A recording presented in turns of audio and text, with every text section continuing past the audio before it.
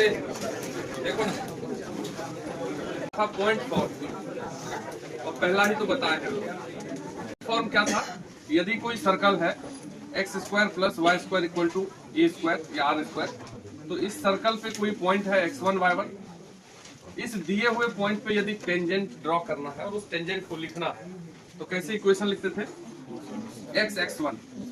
यही सर्कल का इक्वेशन में एक्स स्क्वायर का एक एक्स हटा के x1 इंटू कर दो, फिर y y1 और इक्वल टू रेडियस स्क्वायर, ये होगा टेंजेंट लाइन का इक्वेशन। ये x1 y1 पॉइंट है, गिवन पॉइंट है, जैसे 2 3 दिया रहेगा, 1 2 दिया रहेगा, जो भी दिया रहेगा। अगर सर्कल जनरल सर्कल हो जाए, अगर जनरल सर्कल है, ये जनरल सर्कल है और ये x1 y1 पे टेंजेंट अगर ड्रॉ करना है, देखो हम क्या बताए थे कि इसका अगर टेंजेंट लिखना तो क्या लिखेंगे? एक्स स्क्वायर को फिर क्या लिखेंगे? एक्स x1, वाई स्क्वायर को, और यहाँ देखो 2gx है, तो ये वाला जो g है इसको तुम हटा लो, क्या बचेगा? 2x। 2x को हम रिप्लेस कर देंगे x प्लस x1 से, और फिर f हटा लो, और जो 2y बचेगा उसको रिप्लेस कर देंगे, और फिर बाकी c। यानी कि हम सर्कल का पॉइंट फॉर्म ऑफ टेंजेंट लिखने के लिए जहां भी सर्कल में एक्स स्क्वायर होगा उसको x x1, y स्क्वायर को y y1, और 2x को x प्लस x1 और 2y को y प्लस y1 से रिप्लेस कर देंगे। पॉइंट फॉर्म ऑफ टेंजेंट को हम लिख पाएंगे इससे। पॉइंट फॉर्म ऑफ टेंजेंट तभी लिखते हैं जब पॉइंट सर्कल पे हो। अगर सर्कल के बाहर है पॉइंट तो टेंजेंट नहीं। ये बात तो हम बचपन में ही पढ़ चुके हैं कि यदि पॉइंट सर्कल पे है तो एक टेंजेंट ड्रॉ होगा वहां पे। यदि पॉइंट कोई बाहर हो गया और यहां से टेंजेंट ड्रॉ करने के लिए बोल देगा तो इस फॉर्म में नहीं लिखाएगा। अगला फॉर्म है, यहां से हम देयर आर 2 टेंजेंट्स। अगर किसी एक्सटर्नल पॉइंट से टेंजेंट ड्रॉ करेंगे तो कितने टेंजेंट होंगे? और कोई इंटरनल पॉइंट से टेंजेंट नहीं ड्रॉ होगा, नो टेंजेंट। समझ लेंगे बात को? यहाँ पे 1 टेंजेंट और यहाँ पे 2 टेंजेंट। ये पहले ही पढ़ चुके हैं सर कि बाहर का अगर कोई पॉइंट है तो कितने टेंजेंट। तो जब बाहर से कोई टेंजेंट ड्रॉ करने बोल देगा तो 2 को आंसर देना पड़ता है। पहले चेक करते हैं कि पॉइंट कहाँ है, बाहर है तो 2 को टेंजेंट लिखने का दूसरा तरीका है, ठीक है, स्लोप फॉर्म ऑफ टेंजेंट है, उसको अभी पढ़ेंगे, ठीक है। लिखिए स्लोप या normal form of tangent. Slope या normal form of tangent. Tangent का इक्वेशन ही लिखना है हमको, लेकिन किस फॉर्म में लिखना है? एन के फॉर्म में लिखना, इसीलिए इसको बोलते हैं स्लोप फॉर्म। अभी हम पॉइंट फॉर्म में लिखे थे। पॉइंट फॉर्म का क्या मतलब हुआ कि पॉइंट सर्कल पे दिया रहेगा और वहां अगर टेंजेंट लिखना है तो सीधा फॉर्मूला है, कोई दिक्कत नहीं है। अगर पॉइंट बाहर होगा तब सर्कल का टेंजेंट इसी फॉर्म में लिखाएगा, स्लोप फॉर्म। देखो कैसे करते हैं। यदि एक सर्कल है, मान लो एक सर्कल है ये x square plus y square equal to r square, और एक लाइन है स्लोप फॉर्म में y equal to m x plus c. y equal to m x plus c हम मान लिए हैं कि y equal to m x plus c circle का टेंजेंट है। Let line y equal to m x plus c is tangent to circle, लिखना मत, x square plus y square equal to r square. तो अगर ये circle का equation है, circle का इक्वेशन है तो इसका सेंटर बताओ, इसका सेंटर देख के बताओ ना क्या है सेंटर। अरे 0 0। जब भी x square plus y square equal to r square है तो सेंटर क्या होता है? मतलब ये एक्स 0 पे 0 होगा और वाई भी 0, ये पता है। अगर कोई सर्कल का इक्वेशन दे दे तो क्या दे देगा? मतलब सेंटर और रेडियस दे देगा। इक्वेशन से हम नहीं निकाल सकते सेंटर, ये हो गया सेंटर। अगर ये लाइन टेंजेंट है तो सेंटर से जो परपेंडिकुलर डिस्टेंस निकालेंगे d, वो रेडियस के बराबर होगा कि नहीं? अगर ये लाइन इस सर्कल का टेंजेंट है तो हम बोलेंगे कि परपेंडिकुलर डिस्टेंस, ठीक है, perpendicular distance from centre to line y equal to m x plus c is equal to radius. ये तो डेफिनेशन ही है।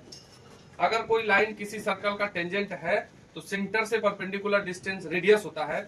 ये बहुत ही महत्वपूर्ण कॉन्सेप्ट है जिससे बड़ा बड़ा क्वेश्चन भी बनता है, लगा नहीं पाते हैं, हमको दिमाग में ना आता यही लगाना। तो सेंटर से दूरी निकालो उसका, तो किसी पॉइंट से किसी लाइन का दूरी कैसे निकालते हैं?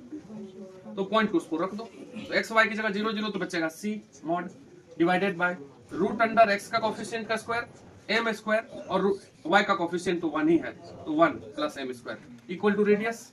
बोलो बोलो, यहाँ से मॉड c इक्वल टू क्या आ गया? r into root under m 1 plus m. कोई दिक्कत? मॉड यदि हटा दोगे तो c equal to plus minus r root under 1 plus m. अरे सुनो, समझे बात को? ये क्या निकला सी, इसी सी को जाके इस इक्वेशन में रख देंगे ना, तो equation of tangent y equal to m x plus c जिसको माने थे ना, c को हम फिर m के फॉर्म में निकाल के वहां रख दिए, तो y equal to m x plus minus r root under 1 plus m square. ये हो गया टेंजेंट इन स्लोप फॉर्म। एकदम धीरे से समझना, कोई हड़बड़ी नहीं है कि तुम विद्वान हो जाओगे एक ही दिन में। ऐसे देख के लगेगा कि कुछ से कुछ लिखे जा रहे हैं, लेकिन तुमको आ जाएगा समझ में। मतलब अगर किसी एक स्लोप का टेंजेंट लिखना है सर्कल पे, जैसे प्लस माइनस हो गया, समझ रहे बात क्या बोले? अगर कोई बोले एक सर्कल है, किसी पर्टिकुलर स्लोप का इसमें दो टेंजेंट पॉसिबल है, जैसे मान लो एक टेंजेंट ये हो गया, इसके पैरेलल में इधर भी ना होगा। अगर एक टेंजेंट ऊपर हो गया तो उसके पैरेलल में नीचे भी होगा, दोनों तरफ टेंजेंट होगा सेम स्लोप का, पैरेलल होगा कि नहीं होगा? तो इसमें जो प्लस वाला है वो एगो है और एगो माइनस वाला है। मतलब एक इक्वेशन है y equal to m x plus r root under 1 plus m square, और एक है y equal to m x minus r 1 plus m square. ये दो है, तो एक स्लोप के दो टेंजेंट होते हैं। बस तुमको ये याद रखना है कि c equal to plus minus r root under 1 plus m square होता है। अभी अगर इसको हम इधर, अब इतना लिखने के बाद अलग से हम एक पॉइंट लिखते हैं कि c इक्वल टू जो plus minus r root under 1 plus m square आया, इसको अगर दोनों तरफ स्क्वायर कर देंगे तो ये हो जाएगा c स्क्वायर, प्लस का भी स्क्वायर प्लस और माइनस का भी स्क्वायर, तो ये हट गया r स्क्वायर, और रूट हट गया कि नहीं? देखिएगा, ये होता है कंडीशन ऑफ टेंजेंसी। थोड़ा देर रुको, बतिया लेना। कंडीशन ऑफ टेंजेंसी क्या होता है? यदि कोई लाइन किसी सर्कल का टेंजेंट है तो ये कंडीशन फुलफिल करेगा। और ये कंडीशन क्या है? लाइन का c square equal to r square, r क्या? Radius square, r square into 1 plus m square होना चाहिए, तभी जाकर के ये टेंजेंट है लाइन का, नहीं तो नहीं। हमसे कोई पूछता है, एक लाइन दे देगा ऐसे y equal to 2x plus 1, और एक सर्कल दे देगा x square plus y square equal to 4, बोलेगा कि क्या ये लाइन इसका टेंजेंट है? चेक करके बताइए। तो हम देखो कैसे चेक करेंगे, बोलेंगे देखो इसमें c क्या है? 1 है, इसमें r क्या है? r स्क्वायर 4 है, तो c r स्क्वायर और m का जरूरी है। m क्या है इसमें? अरे mx, x का कोफिशिएंट क्या होता है? m, तो mc और r स्क्वायर लिख लिए। अब इस कंडीशन में रख के देखेंगे बराबर हो रहा है क्या। तो देखो c स्क्वायर इक्वल टू निकालोगे तो क्या होगा? 1 स्क्वायर, LHS निकल गया। अब ये निकालो r square 1 plus m square, r square है 4 और 1 प्लस एम स्क्वायर, क्या ये 1 हो रहा है क्या? ये तो तुमको 20 हो रहा है। तो ये जो c स्क्वायर है वो not equal to r square 1 plus m square होगा कि नहीं? मतलब ये लाइन कभी टेंजेंट नहीं होगा। बात समझ रखने क्या होगा? कोई लाइन को, कोई सर्कल का टेंजेंट है कि नहीं है, किस कंडीशन से चेक करेंगे? इससे। इसको एकदम याद रखना, छोटे मोटे एग्जाम में ये भी पूछेगा कि कंडीशन ऑफ टेंजेंसी सर्कल के केस में क्या होता है। ऐसा ऐसा 4 ऑप्शन, बीच में माइनस कर देगा, कुछ उल्टा r स्क्वायर पहले कर देगा, c स्क्वायर बाद में कर देगा, उल्टा पुल्टा कर देगा, लगेगा कि वही सब वर्ड तो है नहीं, ऐसा देखने में तो ऐसा ही लगता था, तो मतलब r स्क्वायर यहाँ लिख देगा, c स्क्वायर यहाँ, तो देखने में जैसा जो प्रैक्टिस में नहीं होता वो पढ़ा है, लेकिन उसको फिर तुक्का लगाने की जरूरत आता है और उससे गलत हो जाता है।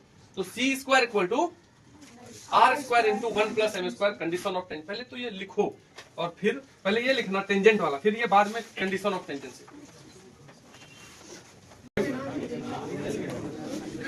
देखो, if y equal to 2x plus alpha is tangent to circle x square plus y square equal to 16, then find value of alpha। अगर ये लाइन सामने लिखा है उस सर्कल का टेंजेंट है तो अल्फा का वैल्यू क्या होगा?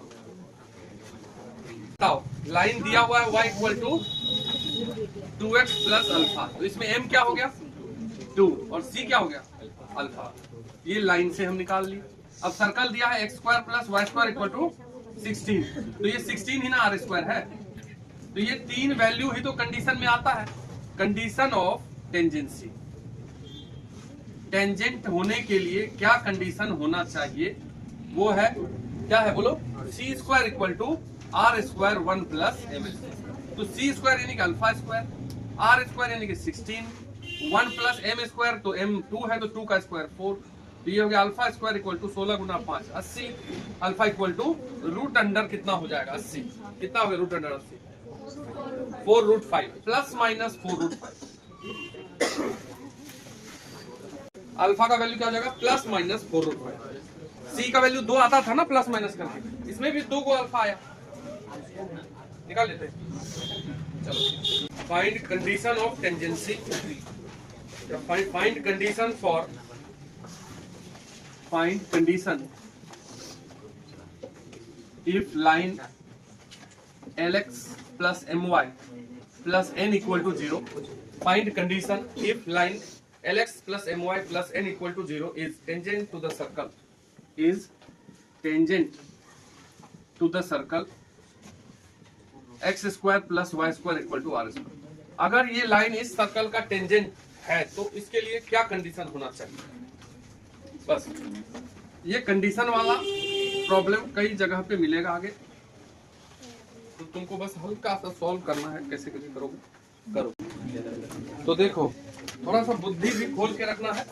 क्या है कि line y is equal to mx plus c, if this line is tangent to circle x square, ये हम जानते हैं।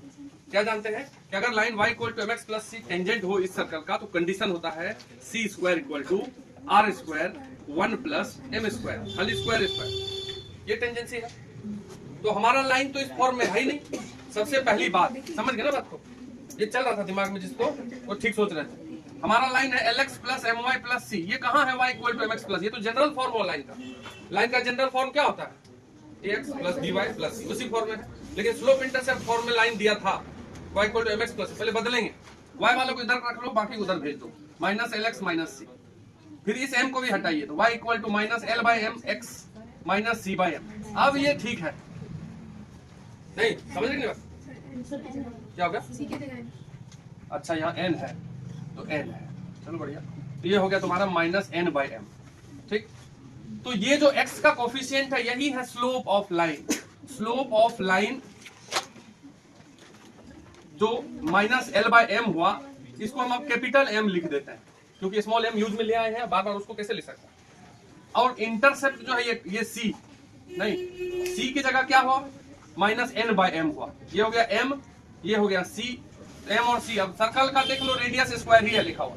तो condition of tangency, condition of tangency होता है c square equal to r square 1 plus capital M लिया, यहाँ पे स्मॉल m यूज है क्वेश्चन में पहले ही, तो फिर हौच-पौच हो जाएगा। तो c स्क्वायर c की जगह ये रखेंगे minus m by m square, r square तो r स्क्वायर ही है, और 1 प्लस कैपिटल M की जगह क्या लिखोगे? ये माइनस l बाई एम का स्क्वायर। इसको थोड़ा सा सॉल्व कर दीजिए, हो गया। तो ये माइनस का तो स्क्वायर प्लस ही होगा, तो n square by m square equal to r square into 1 plus l square by m square. अब इसको तुम सॉल्व कर दो थोड़ा सा, देखो n square by m square equal to r square, bracket के अंदर जोड़ देते थे, m स्क्वायर ऊपर आएगा क्या?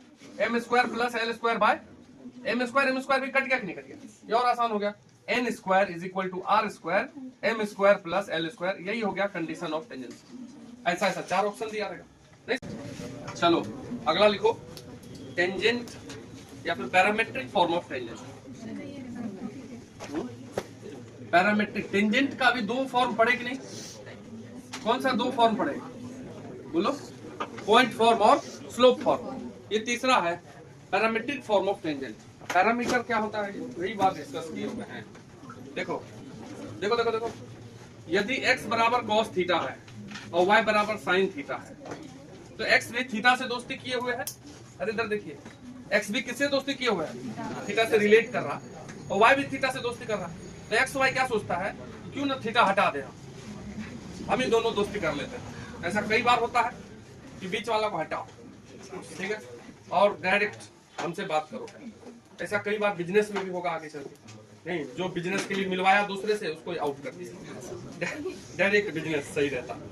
तो यदि तुम यहाँ पे देखो यदि x और y दोनों एक तीसरा पैरामीटर से रिलेट कर रहा है, उसको बोलते हैं पैरामीटर, थर्ड पैरामीटर। यदि तुम इसको स्क्वायर करके जोड़ दो, मान लो ये 1 है, ये 2 है। 10th क्लास में क्वेश्चन था, एलिमिनेट थीटा, ये लिखा रहता ट्रिगोनोमेट्री में क्वेश्चन था, ठीक है। तो अगर इन दोनों को स्क्वायर करके जोड़ दो, तो बीसीओ वाला पागल हो जाता है, कुछ हटा देगा जिसका यूज है आगे, और जिसका नहीं यूज है वो रख ले, ठीक। बहुत सारा चीज, जैसे क्रॉस मल्टीप्लिकेशन मेथड है, लीनियर इक्वेशन सॉल्व कर देता है, उसको उड़ा दिया, ठीक है। ये पागल टाइप का, उसका तो भयंकर यूज है, आगे भी यूज रहेगा। तुम जब 12th कर लोगे, कोई एसएससी वगैरह तो उससे पास करता है। तो ये हो गया x square plus y square equal to cos square theta plus sine square theta. क्या होता है? तो देखो इधर ध्यान से, ध्यान से देखिए, अगर ये थीटा में एक्स और वाई लिखा हुआ था तो उसको थीटा हटा दिए तो कैसा कर्व बन गया? ये कैसा कर्व है? सर्कल का इक्वेशन आ गया। मतलब वो पॉइंट सर्कल पे था। अगर कोई हमसे पूछे कि ये पॉइंट एक हम बोलते हैं cos theta coma sine theta, ये पॉइंट किस कर्व पे लाई करता है, तो this point lie on this circle. समझ लेंगे बात क्या बोले? ये पॉइंट किस कर्व पे लाई करता है? सर्कल का पॉइंट है। तो सर्कल का यही पैरामीट्रिक पॉइंट होता है। समझे बात को? अगर सर्कल पे कोई हमसे पूछता है एक पॉइंट बताओ, तो इसी टाइप का कॉस थीटा और साइन थीटा के टर्म में बताना पड़ता है। तो हम पहले समझाएंगे पैरामीट्रिक पॉइंट ऑफ सर्कल, ठीक है, फिर बताएंगे पैरामीट्रिक फॉर्म ऑफ टेंजेंट।